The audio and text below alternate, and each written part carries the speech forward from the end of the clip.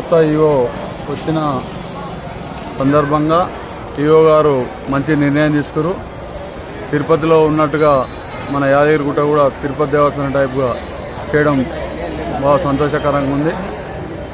ఈ భక్తిపరంగా ఇట్లా ఈ లుంగి కట్టి ఈ యొక్క సాంప్రదాయపరంగా చేయడం బాగా ఉన్నది.